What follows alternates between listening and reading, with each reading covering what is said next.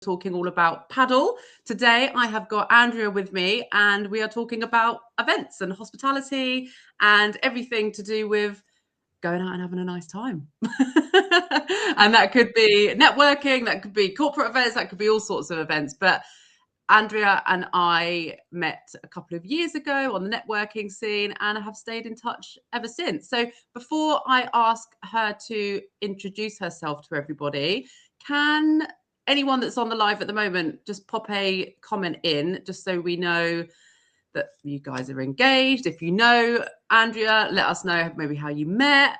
Anything that you can just pop in, just so we know that, you know, we've got an audience and we're actually talking to people out in the real wide world. But yeah, Andrea, let everyone know who you are, what you're up to, and where you are, of course, because your accent, which will be revealed in a second. Well, I've told everyone anyway on the description of you, haven't I? But where are you living and where are you from originally? So that's interesting as well. Go for it. Thank you for having me. So the accent actually causes a lot of confusion. It also can cause me a lot of offense where people ask me to talk about American politics. They ask me for travel tips to Canada. I can't really relate to either of those things, but I'm Irish, very much looking forward to St. Patrick's Day. Stereotypically, I live in Kilburn, which I know is a very Irish area, so I fall into the stereotype. I didn't know that. I didn't know that. It was like, no, I had no idea. Okay, there are still Irish people here, but they're mainly the older generation. So a bit older than us, sort of 70s, 80s. Okay. But in terms of work and what I do, I work for an agency called HireSpace at the moment. I have worked in the events industry for over a decade, mainly in-house, helping venues to get more corporate business, pre-booked business. I worked for a leisure agency for 4 years, and I've done some consulting. So again, working with different brands who wanted to make more money from events and corporate bookings. And now at HireSpace, which is a venue finding agency. So we have different teams who work with clients who want to book events, predominantly based in London, but we do also book in Manchester and Birmingham, across the UK. And we also have a team that look after global events. That's super exciting. Awesome. And they're big old companies. So for those of you that don't know, so I was an exec assistant for about 12 years, and the bit that I loved the most was events. I think that's probably pretty clear to see, because now that's what I do. I am an events professional, and I relied, even though I was very good at doing the events and running the events, and if I really needed to, you know, finding suppliers and venues and things, but having something like HireSpace, and having relationships with people there where you can pick up the phone or send a message and say, help us out. What do you think about this? Looking for, you know, here's the criteria for a venue that I'm looking for, is absolutely key. You can't do it without one, I don't think, when you are, you know, organizing a lot of events. Yeah, I definitely agree, which is why I find myself agency side. Yeah. Even when I worked directly in venues, I was a little bit confused by people who would submit inquiries direct. I admired them because I thought, you know, they're engaging with me, but they're also engaging with 10 other versions of me who work for different venues. Whereas when you work with an agent, it's centralized. You give your to someone who is an expert. They know venues inside out. At HireSpace, we work with lots of different venues to get an understanding of their offering. We do fam trips. We do days at their offices to actually understand the offering as a client would. Lots of educational pieces to actually properly and accurately explain the venue and the venue offerings to clients. So for me, it's a no-brainer that a client would save a significant amount of time and actually get an, you know, expert advice on booking the right venue for their brief. So 100% using an agent, I think, is the way to go, even just for that reassurance. You know, even if you were to do some of the groundwork yourself, speaking to an agent means you can actually sense check what you found. You know, do they agree with your suggestions? What are the gaps? What are the venues you haven't discovered that they'll know all about? And then you actually get the benefit of all their experience to book the best possible venue for your event.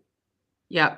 And all of the venues, well, not every single one of them, well, maybe every single one of them, but I'm going to doubt, you have had some experience with, right? So you are visiting venues all the time, either ones that are already on the books or those that are brand new on the books. And we've been talking quite a lot over the last couple of weeks, because this week you went to go and visit a very exciting new well, it's a hotel, isn't it?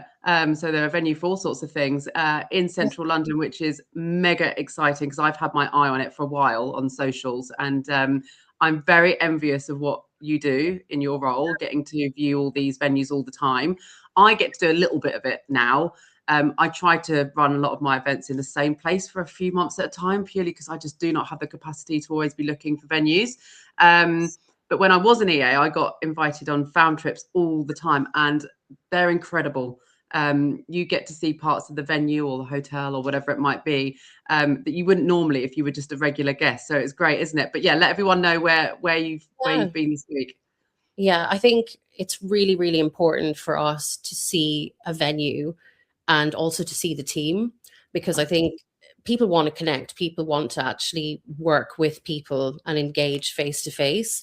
And to be perfectly honest, I don't think anyone at Higher Space would be comfortable recommending a venue to an important client. And when I say important, that is every client we work with. We need to actually trust the people we're engaging with. We need to know the venue and understand that the team has the same values we do, which is to deliver amazing events for clients who have a fantastic experience and will want to repeat that.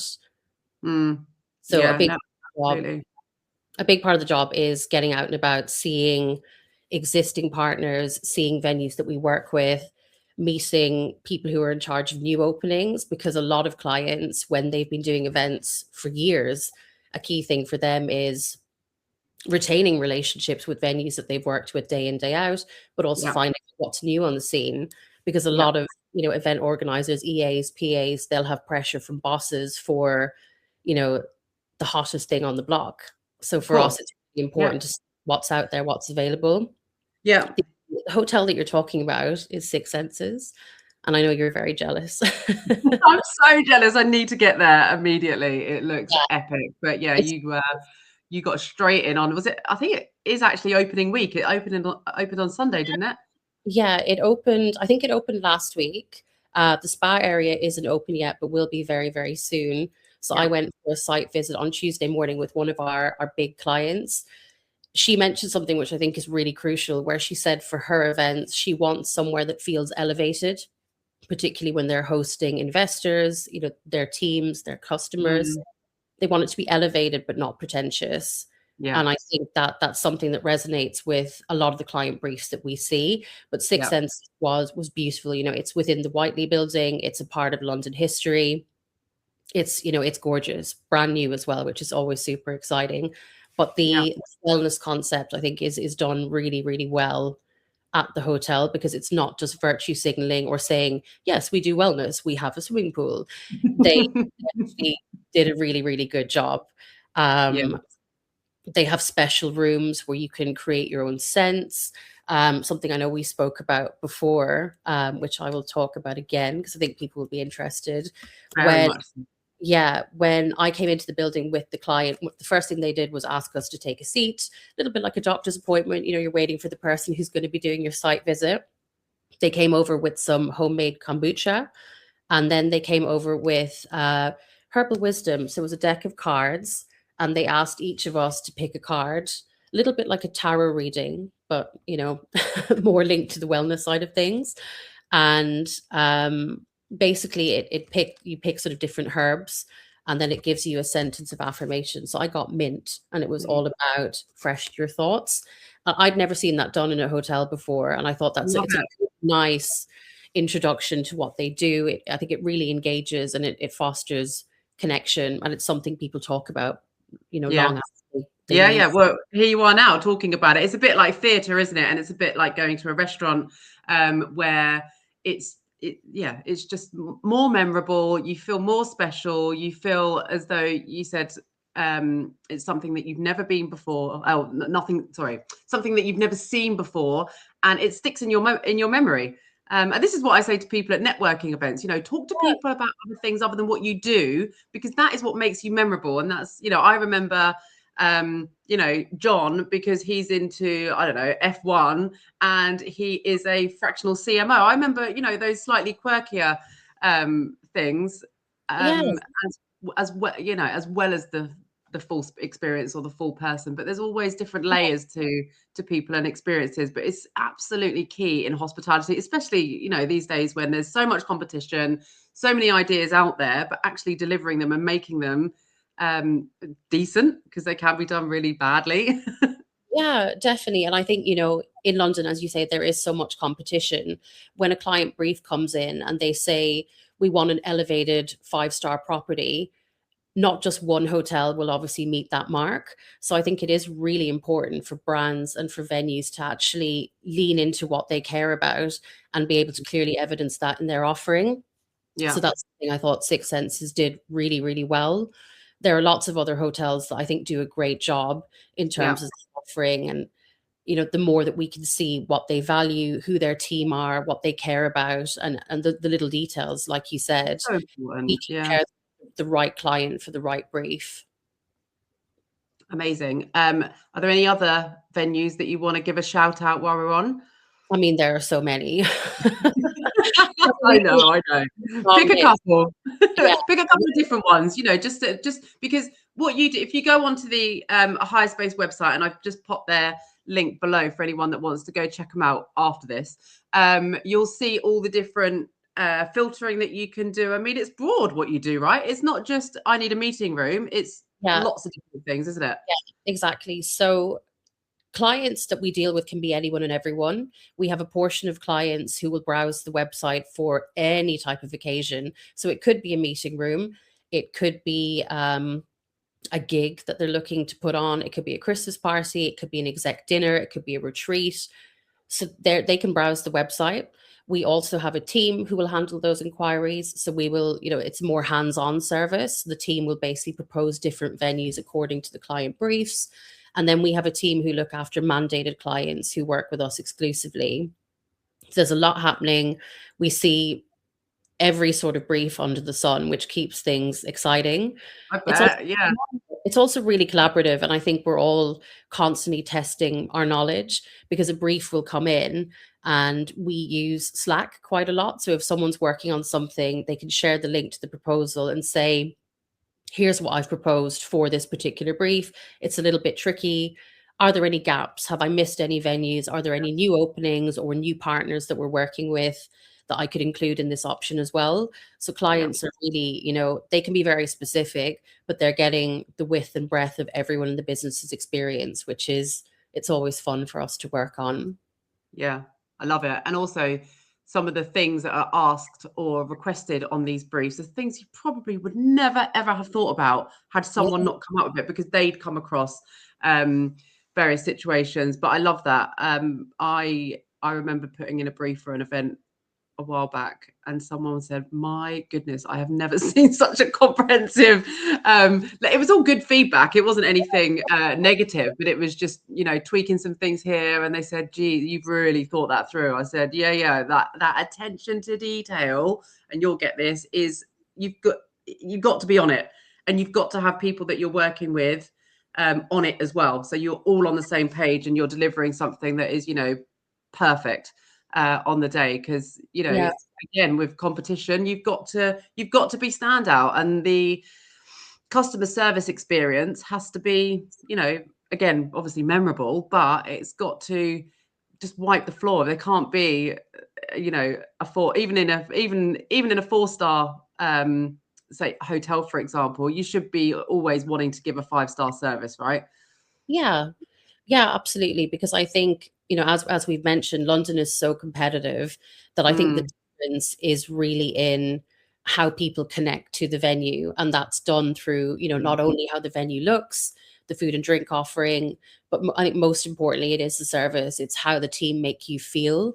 And I think that can even start, or it does start from when you submit a brief, whether you're going directly to the venue or through an agent. If you care about your event, you should see that mirrored in the person or the people that you're speaking to. They should want your business and they should be excited to help you, and they Really. should invest in supporting you. Yeah. Yeah. But in terms Awesome. of venues, I mean, I really do have a long list of notes on my phone. It's like, That's all right. I feel a bit like Brooklyn Beckham here. I would say one of our partners at Higher Space is Lumiere. Really, really nice team. They have 3 different venues based in Old Street, Shoreditch, sort of Victoria, Fitzrovia area. Lovely. What we like about them is, yes, the venues are absolutely stunning, but the team, I think, are, exactly what we've been talking about. They're people who really value connection. They're really thoughtful. When we work with them on briefs and bookings, they are incredibly hospitable. And I think they also do a great job of being very intentional with their message. So really inclusive team, which is reflected in how they show up with their hiring, who they actually have working in their venues, but also the charitable causes that they sort of clearly invest in and support. So I think, they're a great example of London venues who are doing a really good job to support the industry and do a really good job for clients as well. Yeah. Awesome. Just had a question come in from, well, it's not really a question, it was more of a statement from Darren Jones. So he's the founder of O Water, Okay. one of the companies that I do a bit of brand ambassador work, but he's also a energy consultant for, well, it could be hotels, it could be gyms, it could be anything kind of commercial. But obviously he would love to supply some of the properties that you work with, but at the same time, he runs events himself. So there's always this kind of circular economy in working with people, and showing off your venues and being able to host events for people that are, he's not, and I organize events with him. So it's an opportunity. And this is why a lot of people come to my events as well, because they're getting in front of these venues too. So there's always, these sort of 2-3 pronged approach of using venues, visiting venues, going to other people's events and things. But from Darren's point of view, there's lots of different reasons why it's great to work with people like that. And 100%. having that solid relationship there means that every time he needs a venue going forward, he'll be coming straight to you, or I'll be coming straight to you because he's told me to. But yeah, the hospitality industry is so broad in all the different services that feed into them as well, and it could be from the F&B side, and it could be from professional services or all of those sorts of things too. So it's a great industry to work at. I know you don't work in hospitality yourself, but I came from hospitality, so I worked at Tilney Hall Hotel in Hampshire. Started when I was 17. I was a baby, but that's where I fell in love with doing events.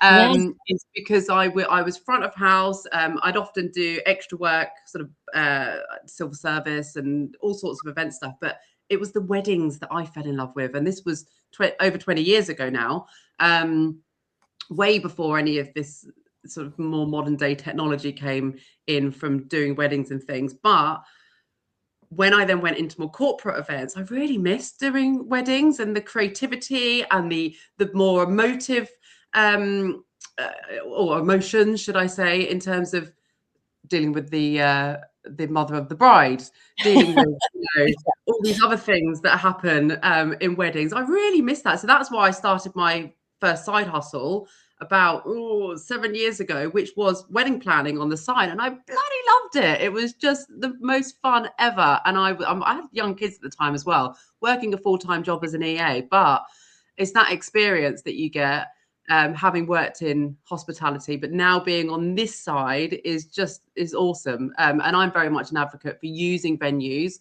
because for my pub networking, so my Woco Loco events, I could easily just use someone's office. Someone would say to me, I get offered all the time, oh, do you want to come and use our office to host your events? I don't. I'd rather do it in a pub where that they're, making some money from doing it. There's a better vibe. It's set up for it. I'm not having to deal with, facilities managers at these offices and things. It's just rock up and go for it. But as I say, I love being on this side of the hospitality industry now and being able to sort of create my own narrative and organize events with them. But having worked in hospitality, you are talking the same language as well. But yeah, anyway, thanks, Darren, for that comment. Yeah, we definitely need to get a meeting in the diary. We've actually just had another one from Jonathan Smith. Again, this is more of a statement, but he just had a look at the website, and yeah, he says it looks awesome. And then again from Darren. Okay. Yeah, there's an event coming up which we will talk to you about. But yeah, we're doing a water spa experience, which is very exciting. We're being worked on at the moment. But yeah, so carry on. So we've only got 10 minutes left. I wanted to talk to the people that are listening at the moment live, especially if you are EAs, VAs, anyone that is organizing meetings and events, etc. yourself. If you've got any questions for Andrea today, she's obviously been doing this for a long time, as have I, so I might be able to answer any questions. But top tips, anything like that we can help you with, of course, please reach out to us after the live as well, and we can answer any questions there. But that insight, I mean, listen, you got any events-based stories that you've got that you might want to share? Anything where it's been not a disaster, but where anything might have gone last minute panics, anything like that? I mean, I get them all the time. Thankfully, with experience, I'm pretty unflappable.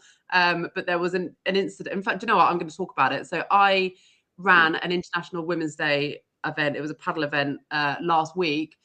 There was a bit of a balls up with the trophies that were meant for the prize giving, to the point where they were getting delivered an hour before the actual prize giving was meant to happen. So we were that close to having no prizes for the prize giving, and I was honestly losing sleep over it the night before, which was not useful ahead of a very, very big day. But yeah, these things happen all the time, right? These unforeseen circumstances. But I mean, anything recent that's happened, or even in the past? So this one thing always comes to mind, and it's not recent, but I will never forget this woman. I have no idea if she remembers me or not, but years ago, I'm going to say the name of a company that I think will resonate with most of the events industry. But I worked for a company called Novus Leisure. And at the time, they owned 45 venues, predominantly in London. Most of them have now, the company sold a lot of the estate, and it's now a combination of other bars under different names, different tourist shops, etc. But at the time, they owned most of the West End, essentially. And long story short, I booked a Christmas party for a woman. It was in Piccadilly Institute, which had 9 different rooms, all with very, very unique theming. And she wanted the retro room, light up dance floor. Her entire Christmas party was based around this theme. So everyone was coming in full 80s gear. And the whole way through the conversation, everything was in writing. And that is always my top tip to people, whether you're venue side or you're the client side. Always have a paper trail, because it means on both sides, everything is clear, you know exactly what's been agreed. But due to an oversight on her side, which was really unfortunate, she had a different date in her diary for the Christmas party. So we had it on the system for the week after, and all of the invoicing reflected the date that we had in the system. She believed it was, the previous date. So the day before her event, in her eyes, she called me to have a final talk through. I think it was that way. It might have been the other way around. And yeah, it was. So at the end of the call, I said, well, fantastic. See you tomorrow. And she said, yeah, see you tomorrow. She hung up. And then she called back. She said, wait, she said, you said something. She goes, I think probably just an Irish turn of phrase. She said, when you said, Irish. She said, when you said tomorrow, you meant sort of, see you generally, as in see you soon, right? And I said, no, like tomorrow as in your event is tomorrow. And she said, no, it's next week. So oh my goodness, burst into tears on the phone. And I said, don't worry, come to the venue. Let's talk about it face to face and sort it out. We were booked. I knew that we weren't. I was going to say, of course, at that time of year, you got no chance of a last minute. Where most people make the majority of their money. I had to get her into the venue, and I basically had to break the news. And I was like, look, here's the calendar. Here are the dates that we can do. And we ended up agreeing that they would have another room on the date that she had in her diary, but it wasn't 80s themed. It was very it was very dark. I think it had mannequins suspended from the ceiling. Oh God. It was a very strange venue, but I remember it with such love and fondness. Oh no. Oh, what a laugh. Yeah, Oh, hopefully someone saw the funny side of it, but my God. she was devastated. But I said to her, look, I'm going to take the hit. I said, we know it was an oversight on your part. But I said, ultimately, you're an EA in a company. I would rather your bosses shout at me than shout at you. So they came to the venue all in their 80s gear. They were in the dark club room with the mannequins suspended from the ceilings. I apologized to her bosses and said, I'm really sorry. Don't know what's happened. I think we gave everyone sort of a drinks voucher to apologize. They had a fantastic with the two very opposing themes. But yeah, I will always remember. You know what? That's really interesting that you took the blame for that to make her, not look awful. But EAs muck up all the time. I mean, because you are dealing with so much and it is continuous and you are spinning. I know it's a very classic kind of term, but you are spinning so many plates at the same time, dropping something, just, like the detail of a date, which is such a simple thing, but obviously absolutely catastrophic when it's wrong. But that's pretty cool of you to have done that. I hope she thanked you when she came round to it. I hope she thanked you a lot because that she was fine. These things happen. I say these things happen. I mean, it's happened once in my career, and I'm glad it was scary other than actually on mine. But I think we troubleshoot, we problem solve. I was lucky at that time. The venue had 9 different rooms. Worst case, we were part of a venue, a collective that had 45 spaces. So I would have defaulted to another sister venue if I had to. Yeah. I think that's the power of your network. If you need something. Yeah, pull out all the stuff. I couldn't agree more. And you've actually brought me perfectly onto my opportunity to talk about my networking. So Woco Loco. So I've got so I actually had an event yesterday, but I've got several events that are coming up over the coming weeks. I am collaborating. This is what we spoke about on the live last week. I'm collaborating with the paddle networking that I do. So we've got an event at the end of the month in Reading. So that's Woco, Loco and Paddle Partners Networking combined. So it's an evening one, which I'm very, very excited for. But as of next month, the London-based Woco Locos will be at a new venue. If you click on the Eventbrite link, you'll be able to see the details that are there. It's near Waterloo still. So we've gone from Brewdog Waterloo to the Slug and Lettuce at Waterloo. No other reason that I just wanted some more daylight coming into the venue in the nicer months, because where we are at Brewdog, it's quite dark in there. It's an amazing venue, but it's quite dark in there. And people keep asking me, is it closing? No, it's not closing. It's one of the ones that are being kept open as far as I am aware. But I've hosted 6 events there now.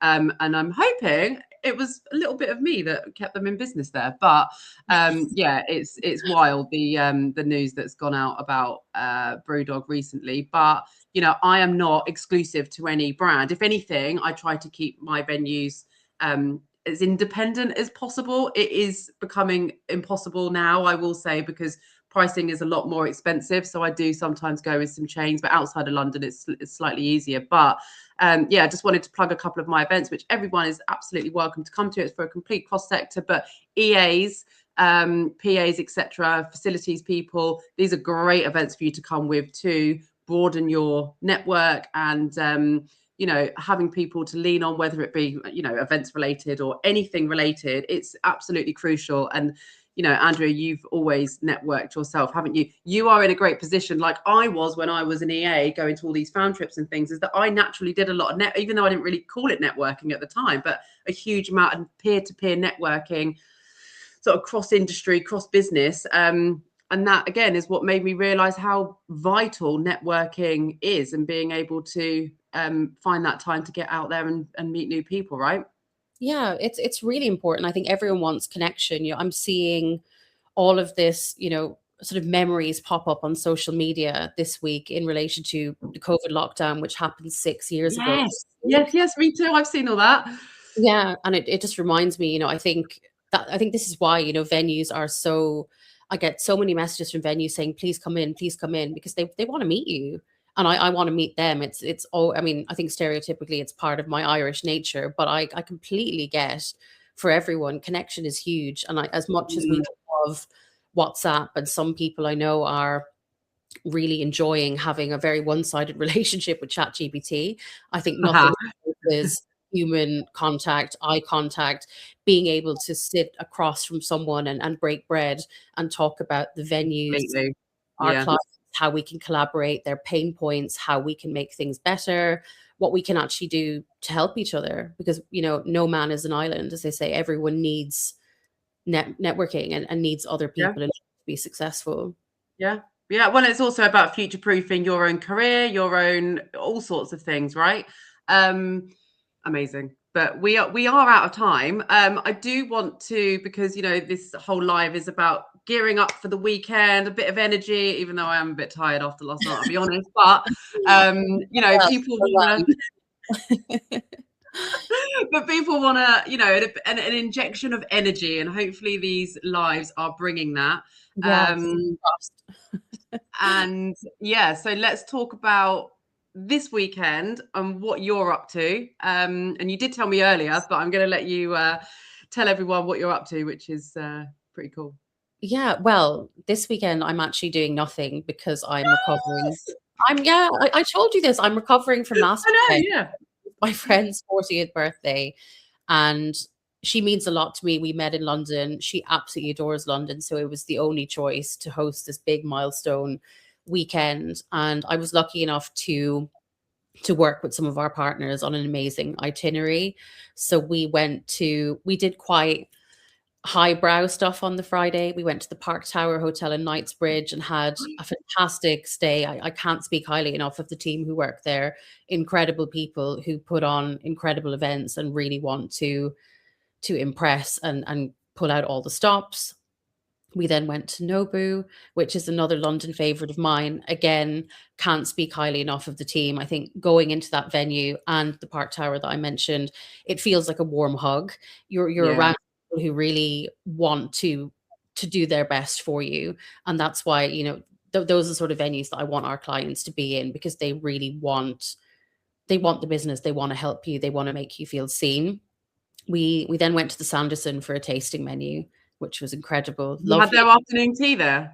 I've seen the Mad Hatters one. Oh, it's so good. I think they still do it, but yeah, they do still do it, and it looks incredible. The whole hotel, I love the design concept. And as much as we can have clients who want quite traditional meeting space, there will be an equal amount of clients who want art and they want crazy, unique, inspiring space.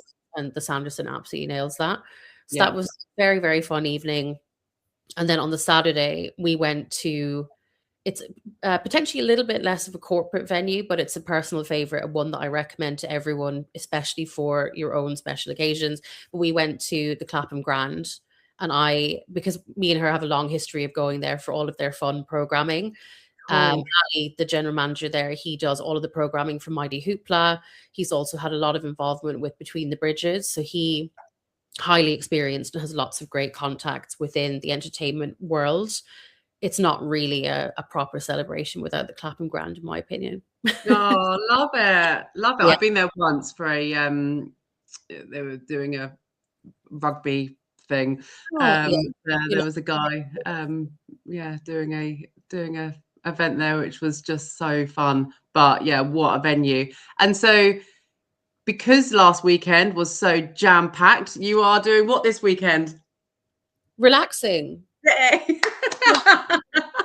We got to embrace the relaxing times, right? We all go. But having a weekend just to do nothing is just, I mean, I say I'm doing nothing. I will probably do various bits and pieces. There's never really any stopping in the events world, but I think that's what keeps it fun. We have lots of briefs coming in for the summer. Lots of very organized people are booking their Christmas parties. So I think for us, it's about continuing the good work, putting the best venues in front of the right clients. You're going to be doing this at the weekend? Well, no, but I mean, I'm going to be thinking about it and all You the think, work well, I this, can do on yeah, Monday. well, that's my issue as well. So when I do stop, when I say I'm doing nothing or I'm chilling, or someone bought me a Nirvana spa day Wow. for my birthday, and I was like, right, I'm not going to work. It was the Tuesday that I went. I was like, right, I'm going to take a book. I'm not going to do any work. What did I do the entire time?